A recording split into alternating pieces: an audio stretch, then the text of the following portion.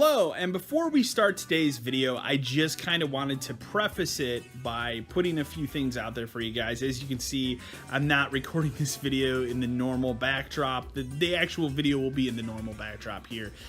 This is just kind of a pre-recorded message about today's video, and I just want you guys to understand a couple things about it before I go into it. Today's video is all about social justice warriors ruining games journalism, and for that reason, I already know I'm going to bring up some hate on this channel and people are not going to be happy just even looking at the thumbnail of this video. Couple things I want to point out here today. Number one, I am not posting this video as any kind of hate thing whatsoever. This video is not meant to be homophobic or transphobic or anything like that. And I have no hate against any of those kind of people or anyone of any different, sexual orientation, or who they choose to believe in for religious values or anything like that whatsoever. That's not the point of this video. The point of this video is to point out the bullshit in games journalism that I've seen in the last year, and it's only boiling over and over at this point, to the point that I can't be silent on it any longer. Please note that this channel is not becoming political in any way whatsoever. This is just a one-off rant about these issues, and if you guys want to see that kind of content, there are YouTube channels out there that cover this shit on a daily basis, and I highly recommend you to go out there and find that. However, this isn't going to be what this video is about other than my opinion on it. Again, this channel is not becoming political whatsoever. This is a one-off video, but it's a problem that I can no longer be silent on anymore. So anyways, I hope you guys enjoyed today's video. I hope you enjoyed this weird background of me in a different part of my house, and I hope that you guys just have a nice, intelligent conversation. If you're going to leave a comment here, don't post anything hateful, please. Thank you. Enjoy the video.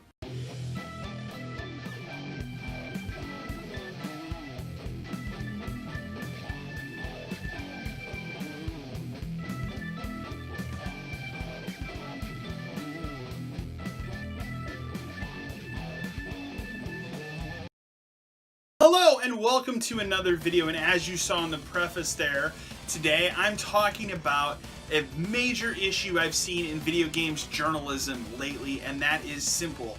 Social justice warriors are ruining games journalism, and I see this happening everywhere in mainstream media, and it's starting to really affect games media, and that's where I'm focusing this video on today rather than focusing on it as a whole. I want to focus on it from a game's perspective. Now, a little background on this. I'm not getting into my personal political beliefs or anything like that here, and this channel also is not becoming political whatsoever. That being said, I am pretty passionate about this topic. I do have my issues with this topic, and that's what this whole thing is going to be about today. So let's go ahead and dive in. So there's two main articles that I want to discuss and kind of rant on today. The biggest one, though, is this piece by Waypoint by Vice, which is called "I Wish Resident Evil 2 Let Me Be a More Compassionate Player." Now, off the bat here, and you guys are going to see I'm going to be picking up my iPad here and kind of reading along, and I'm going to post these sections in pictures here so you guys can see with me as I read along here.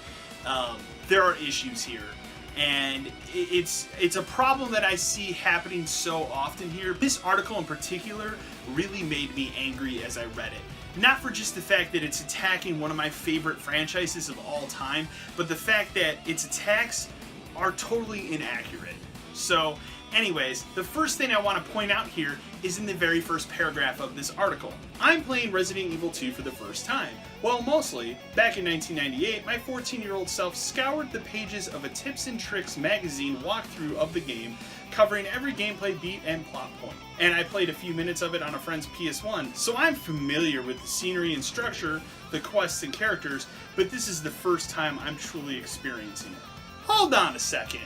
You're going to write an article about Resident Evil 2 and claim you're an expert about the story, but you only played about 5 minutes of the original game, and you're really truly experiencing the story for the first time in this 2019 remake. You pretty much just went ahead here and discredited everything you're going to say in this article based upon this first paragraph where you stated that you're an expert on something but you only played 5 minutes of it.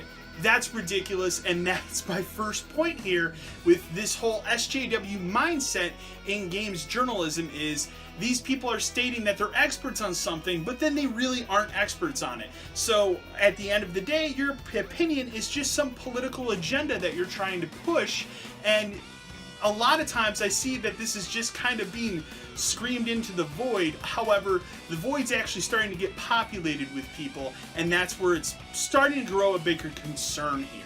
But anyways, let's continue down on the article. At first, I oddly felt a little weird about taking things. The station was designed as a shelter during the zombie outbreak. There are cots and bloody sheets, IV stands, boxes of food, and medical supplies everywhere. Early on, protagonists Claire and Leon hear a radio message instructing all citizens to head for the station. That notion is wild.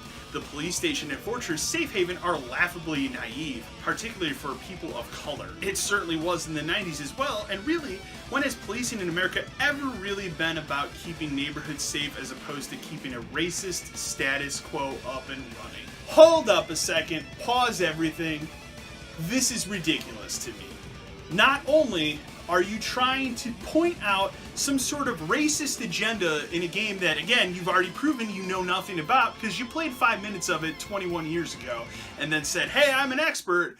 Now you're saying there's some sort of racist issue in this game, and you're also stating that all police officers are racist, which is 100% not true, okay? I have personal family members that are state police in the state that I live in, and guess what? They're not racist. Not every police officer is racist. This is a ridiculous notion that once again is proving some sort of political agenda here that is trying to be pushed upon not only people that are reading this article and people that are gamers like me, but it's also posting just this political agenda that these rejects, as we're going to call them, are trying to push here. And I'm going to be completely blunt here.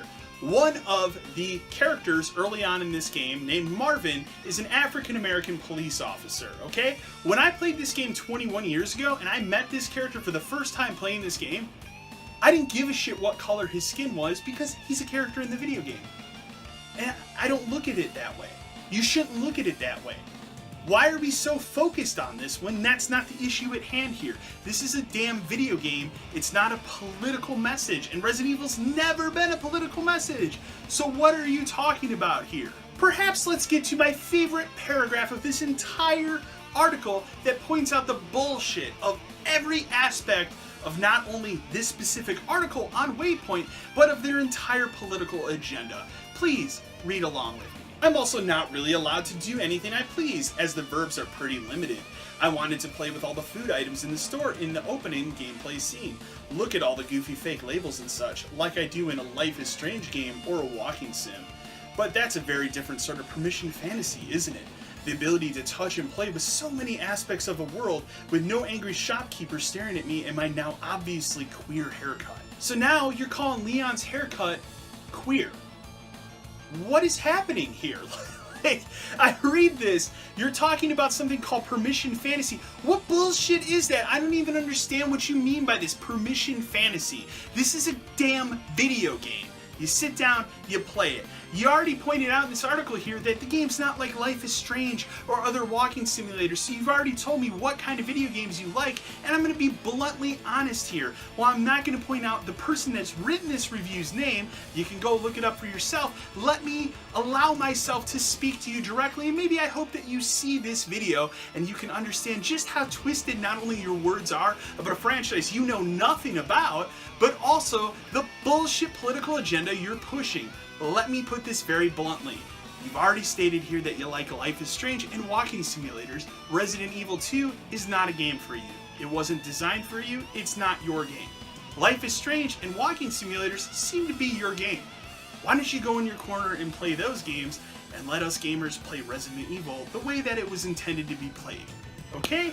End point. So obviously, as you can see, this article really got my nerves going and really angered me, and it's something that I've wanted to talk about in my channel for a while here. There's a lot of bullshit political stuff going on in games journalism, but this was the specific article that boiled me over the top. And well, I do think that yes, this is an issue that is at hand in a lot of places. There are specific games journalist websites that I just don't visit anymore And I only hear about these things on Twitter.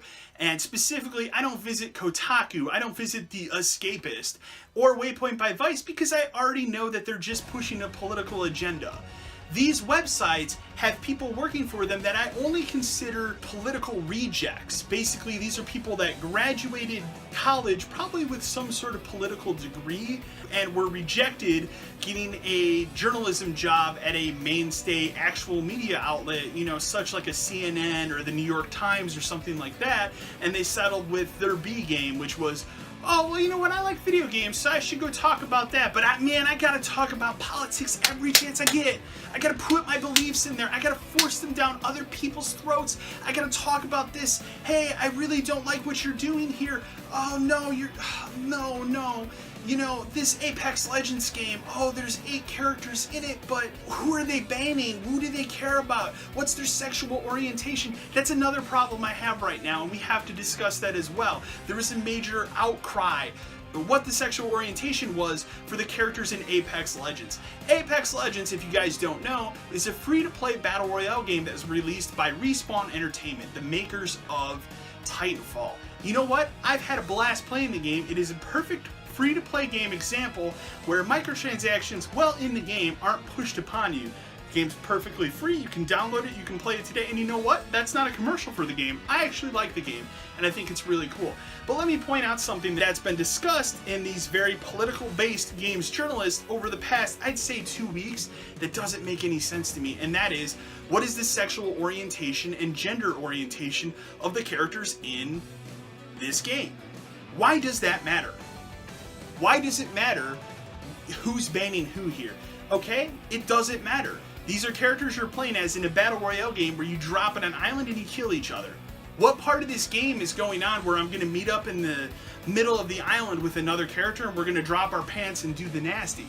That's not going to happen in the game. So why does it matter what their sexual orientation background is? It doesn't matter. Why are we even discussing this? Why did this even come up? It's a video game where you can play as 8 different characters, and you know what? They're of all different races and genders. So why does sexual orientation matter here in a game where there is absolutely 0% no story? It doesn't matter. Stop forcing this bullshit upon gamers. People that download Apex Legends, I can almost guarantee you not that many of them cared about this whatsoever, but games journalists wanted to talk about this at every point that they can because they have to keep pushing their political agendas because they were rejected. And it's ridiculous. And if I sound like I'm being a crazy person right now, that's because that's how I feel right now about this bullshit that's going on. But you know, with the Kotakus and the Escapists of the world, it's ridiculous. And I've had enough of it. It's why I don't visit those sites anymore. So the point of this video is very simple. Stop SJW bullshit in games media. When it's appropriate to talk about something political in a video game, then talk about it. If there's, you know, part of a story in a video game where it makes sense to talk about that, have a discussion. That's fine, whatever. I don't want to read an article trying to figure out the gender of a character like Mario when everybody knows, unfortunately, and maybe this will offend you and I don't mean it to, last time I checked, Mario's a guy. He's a male. He's a person. Who cares what his gender is when you already know what his gender is? Anyways, guys, I hope you enjoyed this video.